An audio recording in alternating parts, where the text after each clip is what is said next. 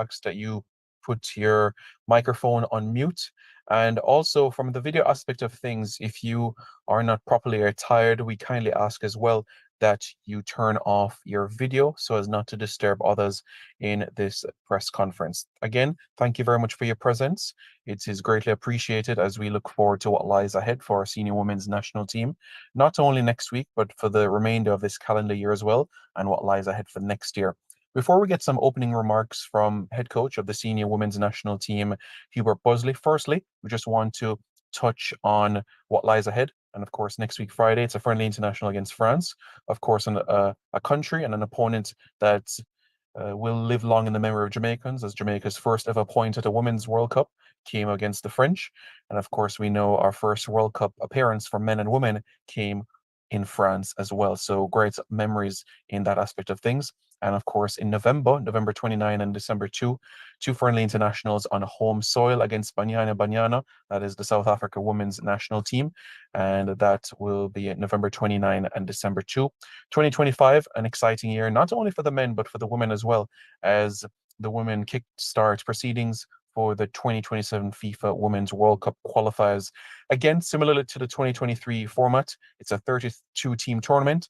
CONCACAF has 4 spots, and 2 teams will head to the intercontinental playoffs. So that's some basic information so that everybody's aware. So firstly, let's get into some opening remarks from our head coach, Busby. Coach Busby, good afternoon to you, sir. I hope you're doing well. Let's just start off with how the last couple of months have been since the Brazil camps in the summer, what has taken place. And of course, many would know as well the similarities, of course, with you and Coach McClaring having represented Oxford United in England as well.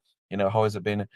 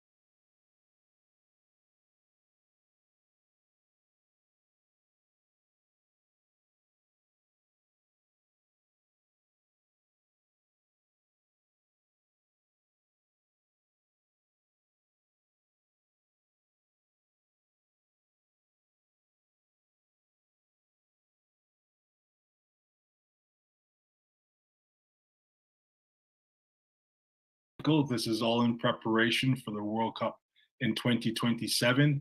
We're excited to be playing these matches. I think if you would have said, 3 years ago that the likes of Brazil and France are reaching out to play matches against Jamaica on a regular basis, yes, there might be some revenge factor in those in those teams wanting to play. But overall, it's just a testament to how far this program has come, and more importantly, really how far we still need to go as well. So as we kind of set up this charted this course in terms of how we're going to get to this World Cup, one of the things that we really wanted to do is ensure that we are deliberate in the games that we're playing and trying to play as many top 10, top 20 opponents as possible to ensure that we are tested heading into World Cup qualifiers and arguably, one of the top confederations, in the world when it comes to women's football. So, a lot of work has been gone into it, and obviously we're looking forward to this camp, and looking forward to taking a look at some players and embedding some new staff the, into the program as well. So I'll kind of touch base on that a little bit later on in our discussion here. But yeah, thanks for joining us here again. Yeah, so before we unveil the squad list, coach, just wanted to get your reactions briefly. Persons would have been aware that you were in England recently. What was that experience like, keeping tabs of our players apply their trade in Europe? How was that experience, and also mingling with the staff as well on the men's side of things? Yes, we had a really positive trip last month. Our assistant coach and analyst, Sanford Kerman, and I made a trip to the UK to check in on players as well as speak with new prospective players. Met with a few clubs. Obviously, we had a chance to view some really good games. So obviously, Bunny played live in at the Emirates on opening day. Obviously, Drew and Becky as well on the same day, making two games in one. And then just speaking with some players and trying to get them games. We were able to go up. Bunny hosted us up in Manchester for her Champions League game, which was really good. It was great to see her open her Champions League account on the day as well. So, yeah, it's been overall positive. And while over there, I had a chance to sit down with the bench staff and discuss in ways in terms of how we can continue to grow collectively and collaboratively in terms of making sure that our programs are the best in the region. So overall, very positive, and yeah, may the collaboration and the good workflows continue. All right, wonderful. So for members of the media, momentarily you will be able to see on your screen the squad for the match against France. So what we're going to ask now, Coach Busby, is that you go through together some of the new faces so that persons are aware and some of those conversations, and how excited you are looking forward to these upcoming matches. Yeah, thanks, Simon. I think first of all, obviously, we're missing a lot or most of our college players. Like, as alluded before, our pool is grown exponentially. To close to 60 players. The issue we have with our college kids, over 20 odd players at the Division One level, they're in the midst of their college season right now. So it's very difficult to get them released for that, as the FIFA has no jurisdiction over the NCAA. But more importantly, we want to ensure that the players are not being put in a situation where they have to choose between staying in school and come. They all want to represent their country, but we also have a really good relationship with those colleges, and we want to respect the idea that a lot of these schools are looking to compete for a national championship. So that sort of eludes most of the players from the college unless they've had a previous sort of conversation with their college coach and us saying that that would be okay. So in this squad, look, obviously the most notable one obviously is Bunny. We spoke last week. She has an issue that kind of limits her travel with her passport. So she's going to try to look to get that rectified next week. So that's why she's not in the squad. And similarly with the likes of Kanya. So hopefully we get that resolved and we can have them for the next window. But again, provides an opportunity for us to bring in some new players to evaluate within this phase of the program. So we're really excited. We'd spoken to Taylor Hines a few years ago, and the captain of Liverpool. We're glad that she's in our squad to make up, to come in bed within what we're trying to do. Lulu Jarvis is another young player that we've been monitoring. Just made a move from Brighton to Plymouth at 20 years of age. She's another up and coming player. The same with Rihanna Blades, who is on the books of Chelsea, who's just moved to Burnley. I credit a lot of these players who, it might be looked at dropping down a level, but they're looking to invest in themselves and to play as opposed to necessarily, stunt their growth and development by staying made what would be considered a bigger club, but not necessarily getting the minutes that they need. And as we know, that's vitally important coming into international football, is that players are playing meaningful minutes week in, week out, which is good to see that all our players are doing so now. And that's credit to all of them and all the hard work that they've put in to be a regular in their team. So may that continue. Natasha Thomas is someone who's kind of reached out. We've been monitoring her well. So we're looking to bring her in and see how she fits in. Davia Richards has come through the program. Is shown well with Fraser's Whip through all those different experiences. We're looking to see how she beds in well with this group as well. And we continue to evaluate all the players from the Gold Cup. Again, a lot of those are in college all the way through up until Brazil.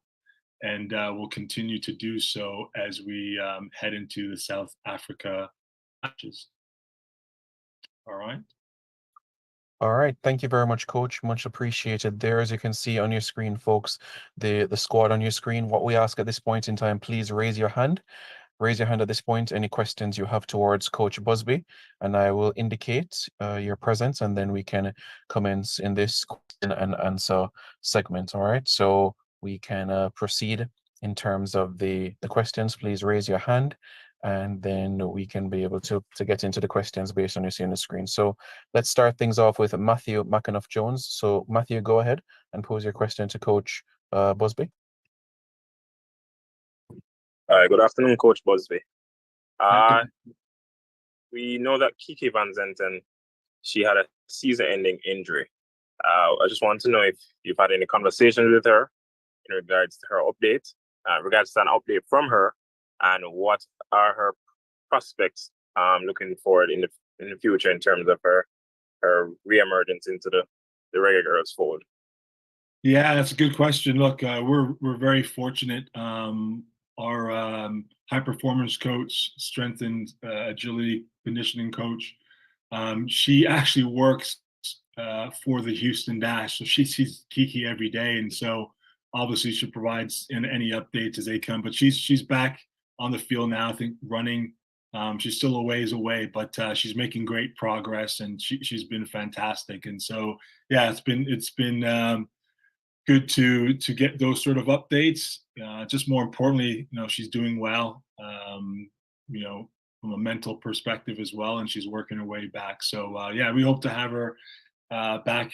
If not for the next camp, might be a little bit too soon still, but definitely heading into the new year. So yeah, she's making progress for sure. Thank you very much, Matthew. Appreciate that. So let's go to Dre. You can go ahead. Good afternoon, Coach. This is Andre from Dre Anywhere Sports.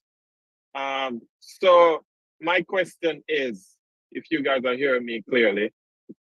Yes, go ahead. Go ahead. We can hear you. Okay. So my question is, with these two friendlies, how important is result, and what are you looking for from these two games? And also, secondly, with the FSU team, because I follow them here in the state, we had 3 Reggae Girlz starting in the starting 11 in their match yesterday, which I'm very optimistic about seeing that chemistry transferred over into the national team. What are your thoughts on that also? Yeah, well, Coach, let me just interject for a second, Coach. Just a clarification, Dre. It's 1 match against France. It's not 2. The 2 matches is against South Africa. You can go ahead, Coach. yeah. Thanks, Sam. That's what I was going to allude to as well. So yeah, thanks for the question, Dre. It's a good question. As far as the FSU player is concerned, like I said, each week, just to kind of give you a background, each week, each member of my staff, as well as myself, we're assigned to look at each departments, whether it be defenders, midfielders, forwards, goalkeepers, and we monitor them and we update it in a sort of database that we have to make running notes on each and every week. So, every single player who is playing college or every single player who's playing overseas, we have a running information about how they are. We watch them, we review them, and that's how we make our decisions. So, yeah, every week we get a chance to watch FSU twice. They're doing extremely well. Obviously, they've in a competitive conference at the end, they've dropped some games recently, but they're all doing extremely well and playing significant minutes and contributing, as you alluded to a team that's looking to compete for a national championship. And yeah, that chemistry is always going to bode well because there's familiarity there. So having taken what they have and sort of embedding that into the group when they eventually come back will be good as well. And yeah, we're looking forward to see what sort of run they go on into the NCAA tournament.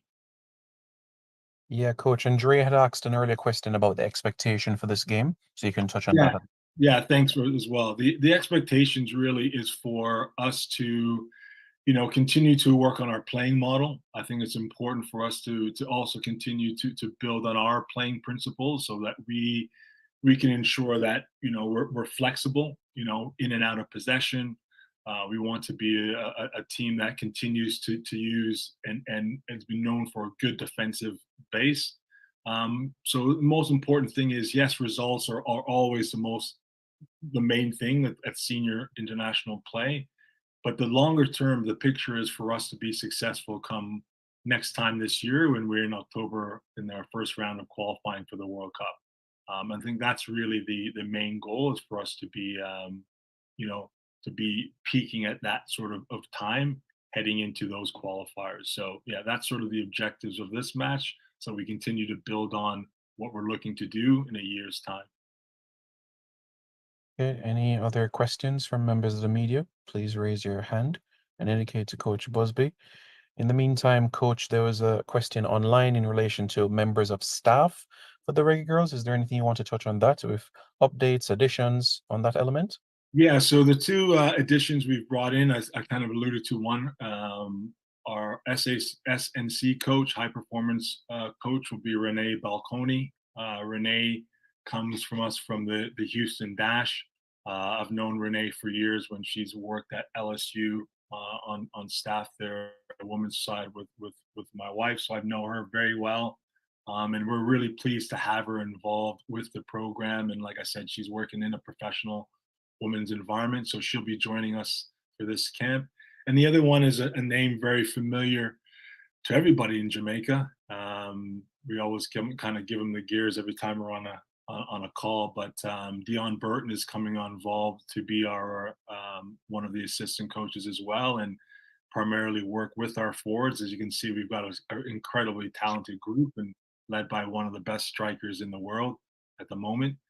So why not have them come in and work with obviously a player who's played in the Premiership, knows the league. He's there as well, which is a big bonus for us because it gets Dion to go and see some of the games in person when he can, when he's not coaching with the U21s at West Brom. So we're excited to bring him on board and all his expertise, and of course, he's so excited to be back and giving back to the country that's given him so much as well. So we're excited to have him on staff. Coach Gilbert will be there as well. Andrew Sewell and Sanford Carabin, who I alluded to earlier, rounds out the technical team. All right, thank you for that. Livingston Scott from the Gleaner, you can proceed. Go ahead. Yes, coach, just wanted to know how that agreement came about with Burton and if he will be on the bench with you for this coming game against France. Yeah, no, listen, obviously a lot of the old boys, I've known Burton from back in the days, and I saw him actually last year, and I hadn't seen him or spoke for over 10 years, but I saw him last year and we kind of remained in contact since then. And yeah, when we were kind of when I was reappointed, we spoke about some things, and then I just asked him. I said, "Hey, listen, one of the things I really want to improve on is in terms of our playing models is for us to be a little bit better in front of goal. Like I said, one of the things for us as a staff is to ensure like we have one of the best players in the world, and scoring goals is important, but it's not just one people creating goals, creating opportunities." And so, in speaking with him, I asked him if he wanted to be come on board with the new staff, and yeah, he was excited to come in and be a part of the group. And last month when we were in the UK looking at players, Sanford and he accompanied us to a lot of games as well, kind of getting to know some of the players and getting to know some of the players in the pool, which obviously helps a lot with him being in the UK Pleasant currently. So yeah, we're excited to have him on board and excited to have him back, with Jamaica and being on the bench with us against France.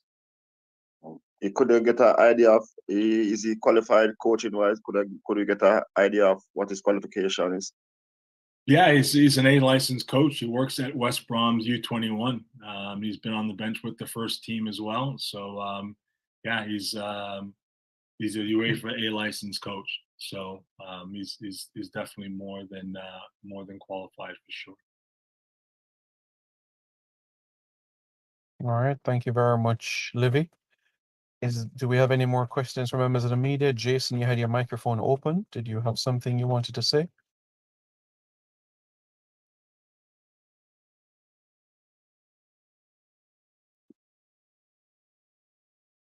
Okay, he says, no, I'm good, thanks. Okay, all right. Members of the media, thank you very much. We greatly appreciate you being here. Just a gentle reminder, the fixture is next week, Friday. That's the 25th. 2:05 Jamaica time is the kickoff, and this recording as well will be sent to the media group quite shortly. Again, we want to thank Coach Busby for his time and safe journey towards France for the upcoming friendly. And of course, we'll provide details in relation to the South Africa friendlies when the media accreditation window opens up as well. So to all members of the media, thank you very much for being here.